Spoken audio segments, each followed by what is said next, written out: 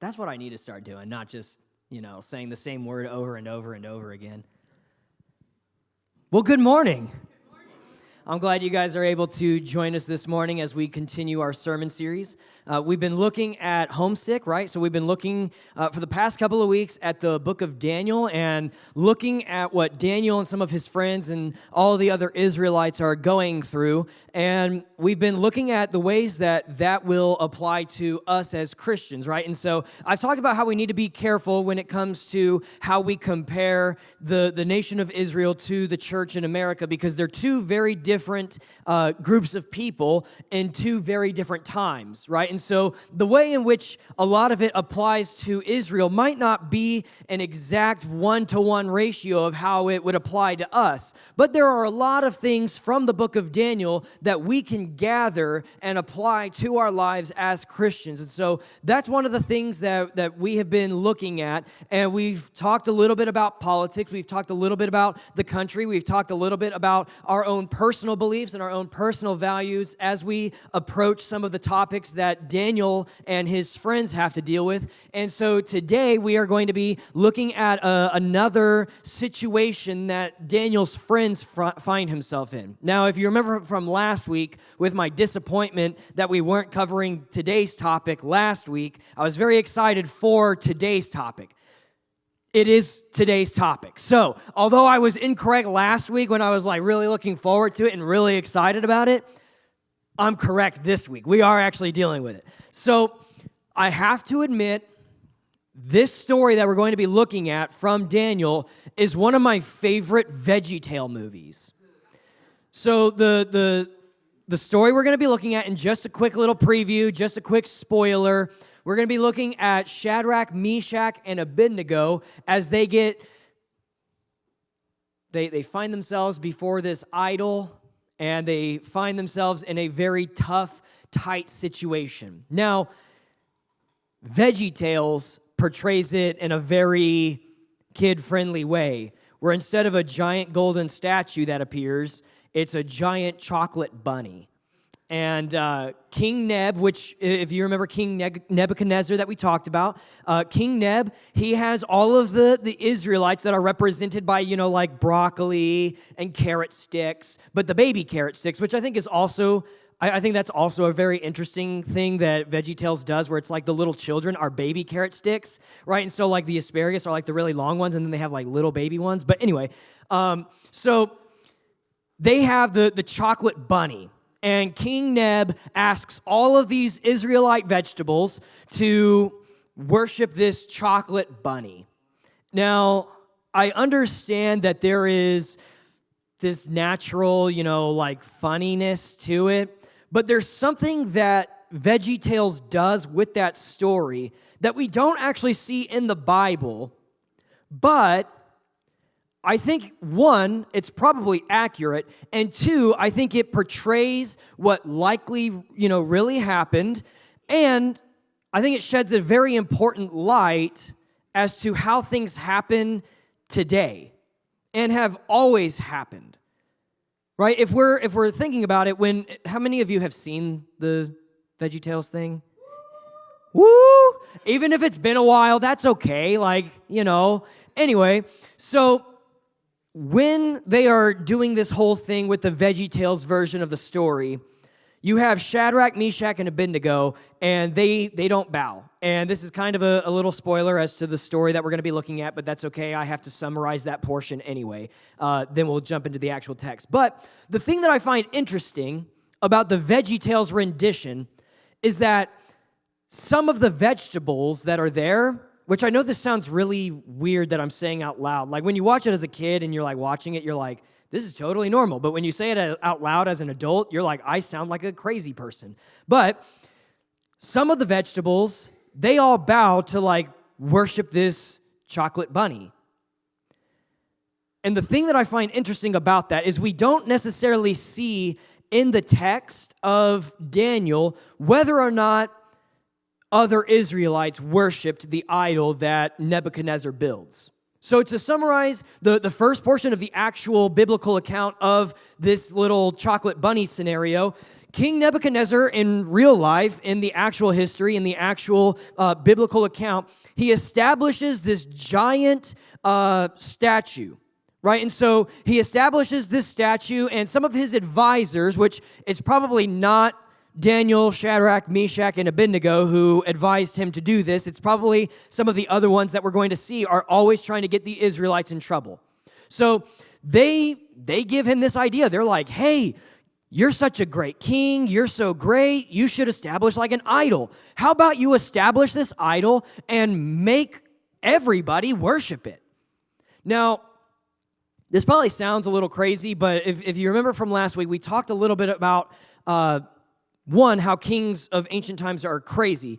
Today, what I want to give a quick little history of is most kings of ancient times were considered deity, right? So most kings of ancient times, they were considered to be gods or at least the descendants of the gods, right? And for the most part, this is true throughout most of human history, if I'm just being honest. So if you look at Middle Eastern history and you look at Babylon and Persia and some of those kinds of kingdoms, those ancient kingdoms, all of their kings were worshipped and considered to be gods or the sons of gods or, some kind of form of a god. But you also see it in the Roman Empire, in the Greek Empire. And when you start to see all of these empires form, you see that Caesar was considered to be a son of a god, right? And so that's one of the interesting plays on words that happen in the New Testament when Jesus is talking about the Son of Man and the Son of God and stuff like that. He's trying to show that he truly is the Son of God as opposed to the Caesar, which most people had believed to be the son of a god. But you also see it in other cultures as well. So in ancient China, ancient Japan, the emperors of those countries were often seen as this embodiment of a god. And so this is not like a foreign idea that only existed in the Bible. This is something that has been true anciently throughout many different cultures. And so when they start telling King Nebuchadnezzar that he should establish this idol, to us, that seems so strange. Like, how could somebody think that they are so important that they should have an idol built after themselves and other people worship it? But in ancient cultures, that's just kind of the way that it went. And so King Nebuchadnezzar, he thinks that that's a great idea. So he establishes this giant statue, and it's made of gold. It's not actually made of chocolate. That would melt in the sun. Come on, VeggieTales. Like, how did they not think that one through? But he establishes it out of gold. He builds this giant statue, and just like his advisor said, he tells everybody of all nations, of all tongues, of all cultures, of all people that when they start to hear some of these musical instruments play, like horns and trumpets and drums and, lyres and all of this stuff, when they start to hear these instruments play, everybody of all nations, of all peoples, of all cultures, of all tongues, no matter what language you speak, when you hear this sound, you fall down and you worship this idol. That is the historical account that actually happens in Daniel chapter 3. It has nothing to do with chocolate. It's a golden statue. But anyway, what ends up happening is, essentially people do what they're told. They do what they're told, and there's this plot to kind of deal with some of the Israelites. And by some of the Israelites, I mostly mean Daniel, Shadrach, Meshach, and Abednego, because those are the ones who have found a lot of favor with the king because they've been doing cool things like only eating salads and being healthier than everybody else. And they've been telling people, King Nebuchadnezzar what his dream was and interpreting what that dream was. And so they have a lot of say and a lot of influence into what the king does. And so they start working on this plot to kind of deal with the Israelites. And so this is what happens. This is Daniel chapter 3, verse 8. And we're just going to kind of read through. It's a lot, and then I promise that we're going to deal with it. But this is what happens. It says this, if we can go ahead and pull that up. Daniel chapter 3, verse 8, it says, "Some Chaldeans took this occasion to come forward and maliciously accuse the Jews. They said to King Nebuchadnezzar, "May the king live forever. You as king have issued a decree that everyone who hears the sound of the horn, flute, zither, lyre, harp, drum, and every kind of music must fall down and worship the gold statue. Whoever does not fall down and worship will be thrown into a furnace of blazing fire." You catch that? A furnace of blazing fire. There are some Jews that you have appointed to manage the province of Babylon: Shadrach, Meshach, and Abednego. These men have ignored you, the king. They do not serve your gods or worship the gold statue you have set up. Then in a furious rage, Nebuchadnezzar gave orders to bring in Shadrach, Meshach, and Abednego. So these men were brought before the king. Nebuchadnezzar asked them, "Shadrach, Meshach, and Abednego, is it true that you don't serve my gods or worship the gold statue that I have set up? Now, if you're ready, when you hear the sound of the horn, flute, zither, lyre, harp, drum, and every kind of music, fall down and worship the statue I made. But if you don't worship it, you will immediately be thrown into a furnace of blazing fire. And who is the God who can rescue you from my power?" Shadrach, Meshach, and Abednego replied to the king, "Nebuchadnezzar, we don't need to give you an answer to this question. If the God we serve exists, then he can rescue us from the furnace of a blazing fire, and he can rescue us from the power of you, the king. But even if he does not rescue us, we want you as king to know that we will not serve your gods or worship the gold statue that you have set up." Then Nebuchadnezzar was filled with rage, and the expression on his face changed towards Shadrach, Meshach, and Abednego. He gave orders to heat the furnace 7 times more than was customary. And he commanded some of the best soldiers in his army to tie up Shadrach, Meshach, and Abednego and throw them into the furnace of blazing fire. So these men in their trousers, robes, head coverings, and other clothes were tied up and thrown into the furnace of blazing fire. Since the king's command was so urgent and the furnace extremely hot, the raging flames killed those men who carried up Shadrach, Meshach, and Abednego. And these 3 men, Shadrach, Meshach, and Abednego, fell, bound into the furnace of blazing fire. So are we kind of following this story? Are we kind of following what's happening? We have this whole weird situation, or at least it's weird to us, of this statue that's been established, and everybody, no matter what nation they come from, no matter what culture they have, no matter what language they speak, no matter what gods they worship, no matter what gods they don't worship, it didn't matter to the king. It didn't matter who you were or where you were from. When those instruments play, you worship.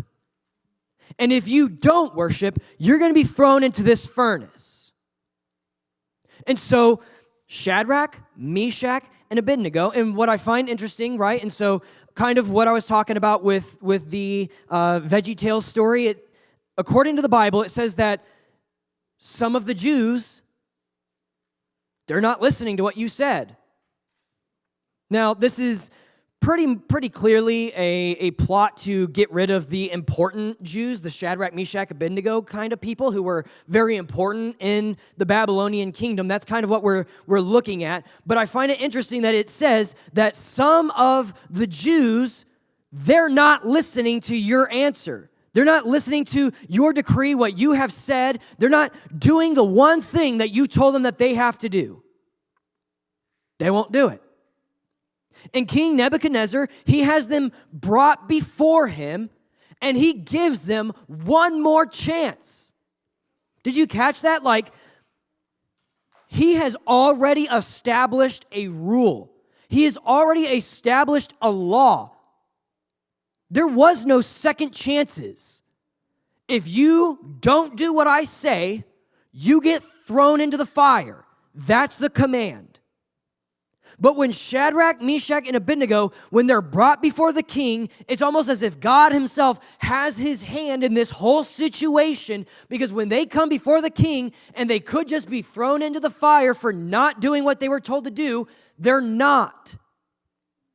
King Nebuchadnezzar gives them one last chance. And he says, look, I'm going to give you another shot. When you're ready, if you're ready, when the music plays, you now have another shot to do what I told you to do. And did you catch their response? Did you catch what they say? They say in verse 16, Nebuchadnezzar, we don't need to give you an answer to this question.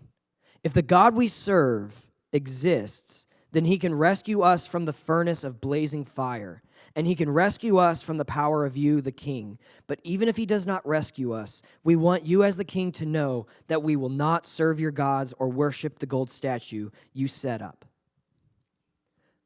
They were given one last chance.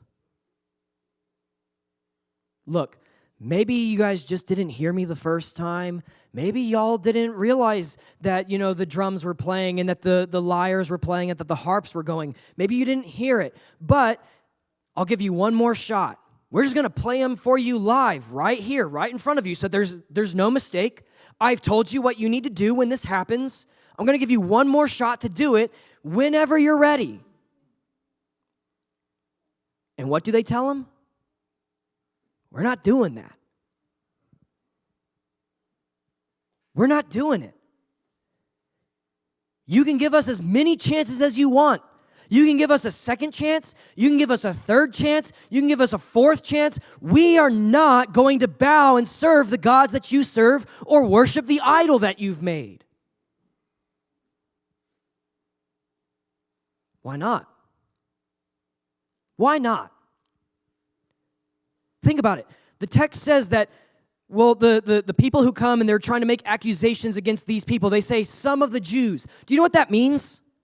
Do you know what that means? That some of the Jews are not doing what you've asked them to do? Do you know what that means? That means that some of them probably were. They worshiped the same God. They had the same commands. They had the same 10 commandments that you and I have. What's commandment number 1? Don't serve other gods. I am the Lord your God. Some of the Jews caved, most likely. They were told, oh man, I'm going to be put into this oven and cooked alive. That doesn't sound super fun. I'm going to bow. Like, as much fun as, grilling is, I don't want to be the one getting grilled. So when the lither, the harp, the lyre, the drums, the trumpets, when the orchestra band shows up and they start playing, they cave. They take a knee. More accurately, they probably place both knees on the ground, bend over, stretch their arms all the way out in front of them, in complete, humble service to the gold statue in front of them. Why? Well, because it's easier to do that than it is to be cooked alive. You want to know what I think they did? You want to know what I think some of them did? I think some of them were like, well, I don't really believe in the gold statue. I don't really believe in the gods. I'm just going to bow and, trick them into thinking that I do.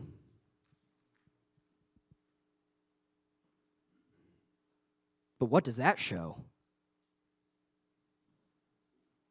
What kind of example does that give to all of the other people that were around? Oh, these people, they don't even believe what they're doing. They're just doing it to save their own skin. It's not really a good example, is it? Growing up, so I don't know what y'all's experience was as parents or as children. Growing up, I always had a very different set of morals and a different set of values that I was instructed by my mom and my dad to live by. And I remember going to be with like my friends, right? And I would play with my friends and they would say things like but and stupid and shut up. And I wasn't allowed to say those things. And when it came to, me getting in trouble for doing it because, I somehow got caught or, some snitch parent told my parent what I did or said, which that's not cool, but, it happens. And so that would happen, and I would end up getting in trouble. And this was always my response. And if you're a parent, you've probably heard this response. And maybe as a child, you gave this response. But mom, so-and-so did this. But mom, so-and-so said that. But mom, all my friends were doing that. And as a parent, you're faced with two options. In that moment, you're faced with two options. One is very sincere. One is sarcastic, kind of. And maybe you've given both. Maybe you lean more towards one or the other. My mom always leaned towards one, and very rarely did I ever hear my mom say the other. But option number one is, well, if all your friends jumped off a cliff, would you jump off the cliff? That's option number one. That's kind of more sarcastic, to teach them a lesson. Well, what if your friends all did something really dumb? Would you do the dumb thing? Option number two, and this is the one that my mom always leaned towards. I don't care what they did. I don't care what their parents let them say. I care about what you did and what I let you do. That's the kind of situation that the Israelites are in. And that's exactly the kind of situation that Shadrach, Meshach, and Abednego and all of the other Jews face when they are faced with this one thing that they were told to do by their king. And they are told, when you hear these instruments play, you fall on your knees, you fall to your face, you worship this idol, or you die. Those are your options. Worship or be killed for not worshiping. And on one hand, you have the Jews who are kind of like the bad kids like me who saw what everybody else was doing, and they decided that they were also going to do those things. So when they see all of their friends, the friends who weren't Jewish, keep in mind, right? All nations, all people, all cultures, all tongues. It's not just Jews who are being told to worship this idol. It's all people. So when they see all of the non-Jewish people fall over and worship this idol, they fall over and they worship the idol. That's what some of them did. But what did Shadrach, Meshach, and Abednego do? They listened to not mom, but they listened to God. I don't care what you've told us to do. I can only do what God has told us to do. That's all I can do. Think about what kind of courage you have to do that. Think about that. Like, what is the most painful experience you've ever been through? Have you ever, a lot of you cook, you bake, you do that kind of stuff, right? Have you ever had like bacon grease like splash back on you? Isn't that like the worst pain on the planet? Have you ever like gone to get a cake out of the oven or like a pie or something and like your forearm accidentally like touches the grate above it, or you accidentally like touch inside and you're like, oh man, that hurts really bad? Have you ever been like burned? Can you imagine if that's your whole body? And can you imagine if it doesn't stop until you die? That's what they're told is going to happen to them. Imagine being put into an oven. Do you know what's crazy? That kind of stuff is still happening. That kind of stuff is still happening. Christians around the world are still being told that if you don't bow, if you don't bend, if you don't cave on what you believe, you will die. That's happening. If you remember a few months ago, it was quite a while back, I played a video of from Voice of the Martyrs, and it was about this Chinese pastor. I'm pretty sure he was Chinese. I have to remember all of the facts. But he was kind of ministering to people in North Korea. That's kind of what was happening. North Korea sent assassins to kill him. They had him assassinated. Not because he was, like killing North Koreans. Not because he was, going out and like stealing from people. They had him killed because he was telling people about Jesus. And if that doesn't sound bad, here's a story for you. You want to know what year this took place? 2014. This was 10 years ago. There's a story I was reading just yesterday from 10 years ago. There were two people. They were Christians. They were accused by somebody in their community of burning the holy text of that community. They ended up doing a huge investigation into it. The government did. They found out that they concluded that there was no burning of the holy text. But the burning of the holy text, that's all people in that village needed to start a mob of like 500 people to show up to this couple, this married couple who were Christians. It was a man and a woman who was pregnant with a child. They started swarming the house, telling them that they needed to be taught a lesson for what they had done. This was put over like a voiceover. This was projected from a microphone. It was projected from a megaphone for people to go and teach these Christians their place and to teach them a lesson. Do you know what happened? They went into their house, they beat them up, they broke their legs, they took these two Christians and tied them to a tractor, and they drug them around the town by a tractor. And when they were finally done dragging them around with a tractor, they stuffed them into a vent of an oven, of a kiln, so something that's used for like pottery. They stuffed them into the vent of a kiln, and they burned them to death. This was 2014. I was in high school when this happened.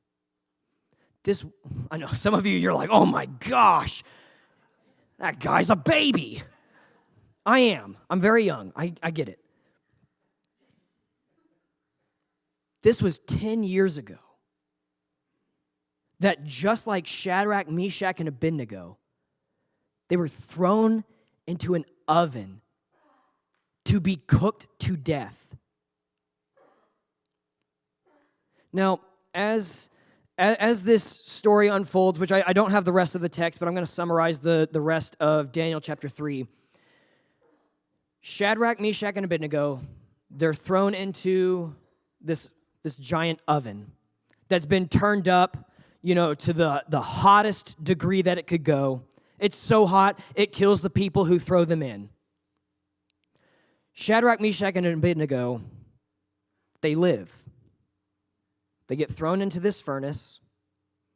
And then as King Nebuchadnezzar and as the people who are present are watching, they say that a fourth being who looks like a god arrives and spares Shadrach, Meshach, and Abednego from being burned alive. And they come out of the furnace. They don't smell like smoke. There's not a single hair that's been singed.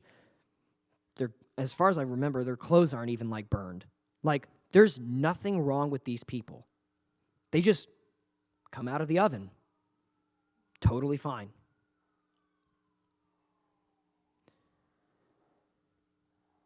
There are tons and tons and tons of stories throughout the Old Testament, the New Testament, where people, they have miraculous things happen to them.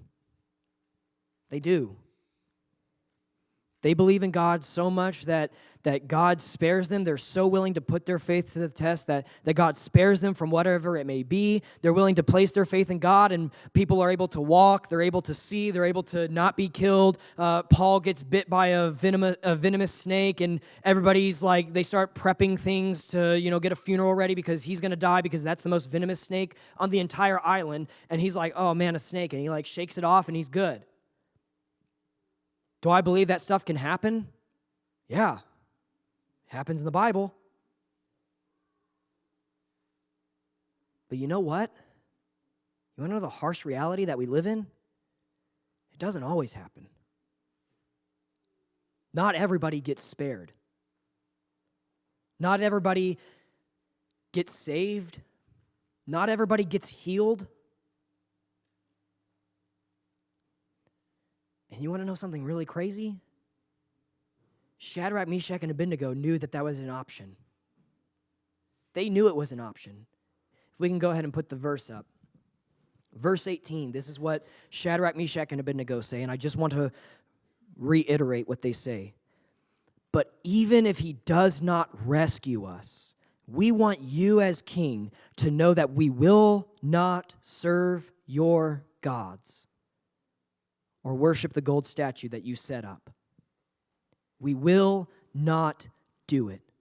They say, we believe that our God can save us from the fiery furnace and that he can spare us from your hand, the king.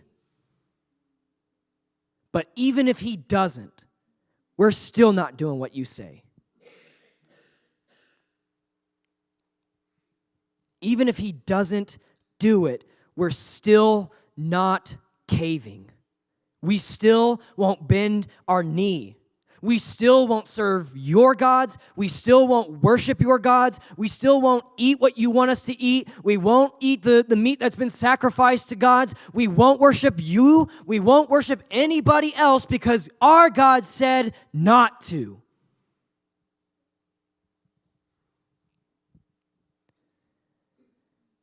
Guys, you know how I feel about talking about persecution in the United States. We have people in other countries being stuffed into pottery ovens. Compared to that, you and I, we're doing okay. We are. But do you know what's scary? We're so involved in this superhero culture. I don't know if you guys watch all of the Marvel movies. I stopped. Man, they got 50 movies deep, and I was like, I'm done. I can't keep up. This is too much. And now I got to watch TV shows. We get so caught up in these superhero movies and these comic books and, this show and that show. And I feel like we as Americans, we just can't help but sit there and be like, I'm the superhero of my own story.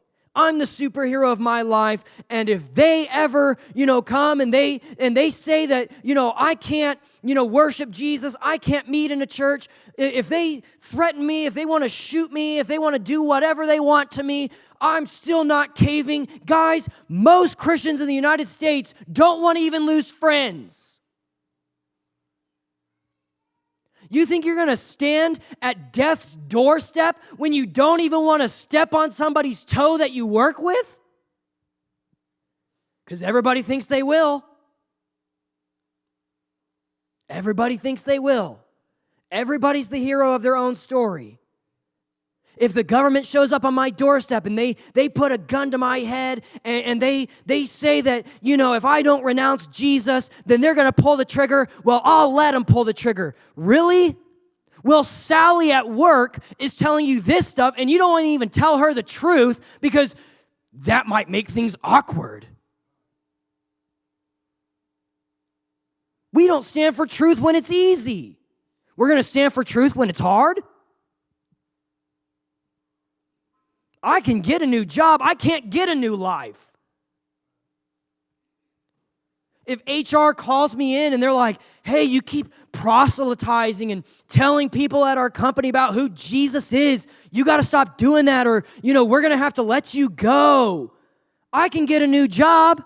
Luckily, my HR, they don't care about that stuff. That's what I get paid to do. So,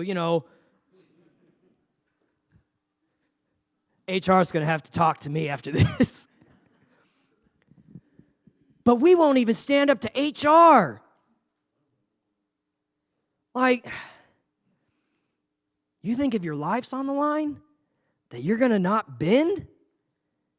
You bend now when it's easy. And I'm not saying you specifically. I'm talking about the Christian culture in the United States. I'm talking about the people who they don't want to offend people. They don't want to feel like that person. But suddenly when, they're going to get stuffed into an oven or, beat to death, hit with rocks, suddenly it's like, I'm Mr. Macho Man and I'm not going to cave. You will. You probably will. If you can't worship when it's easy, man, it's going to be real hard to worship when it's hard. One quick last little martyr story that I heard. I'm pretty sure it was down somewhere in South America. There was a missionary couple. They were in this village somewhere in South America, I believe. And they were a missionary couple. These people, they didn't like that they were teaching about Jesus in their village, their little area. So they go to these missionaries. They pull them out of their home. They take the guy. They force him to his knees. They tie him up, bind his hands and stuff. And they take his wife and they assault her. They take his wife, they assault her, and they say, we'll make it stop at any point as long as you renounce Jesus. If you'll just quit your faith right now, this will all be over. Do you know what he did? I'll tell you. His wife told him, don't you dare. Man. Can you even imagine that? Can you imagine watching somebody that you love be assaulted? And the easiest way out, the easiest way to save them is to just say, you know what? This whole Jesus thing isn't for me anymore. He could have saved my wife, but he didn't. This isn't for me. And his wife is the one saying, don't do it. Man, I hope to have that kind of faith. Because I got to be honest, that's hard. That is hard. To watch the people that you love the most suffer because of your faith. And the easiest way to get them to not suffer anymore is to give up on it.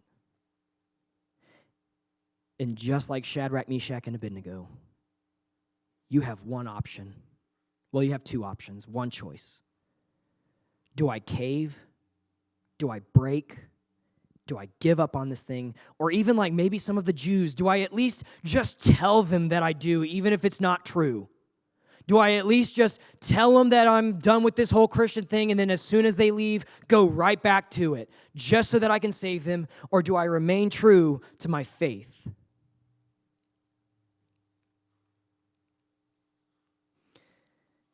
Just like Shadrach, Meshach, and Abednego, they believed that God could save them. I believe that God could save your loved one. I believe that God could save my loved one. I believe that God could spare us from whatever persecution that might be going on. I believe that God could save us. But the question that I want to pose is this. If we can go ahead and put it up. Even if God doesn't, will you still worship? God can save you. He can heal you. He can get rid of this or get rid of that. He can give you millions of reasons to believe in him. But if he didn't give you any, would you still worship?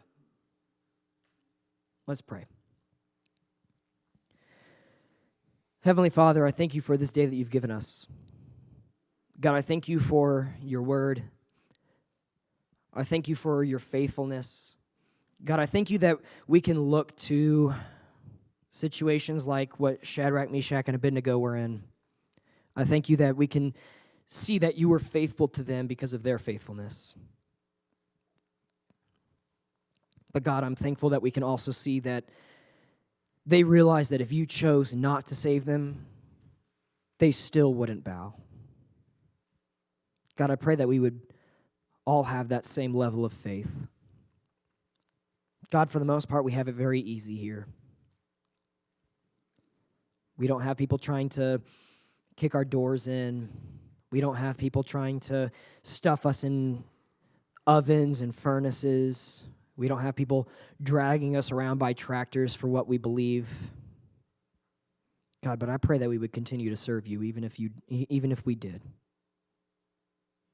I pray that we would be faithful no matter what kind of hard circumstances in life we might face. And it's in the name of your Son, Jesus, that we pray. Amen. As per usual, this is the time of invitation. If you have any prayer requests, any praises that you would like to lift up, any decisions that you would like to make, this will be the time to do so as the band comes and leads us in one final song.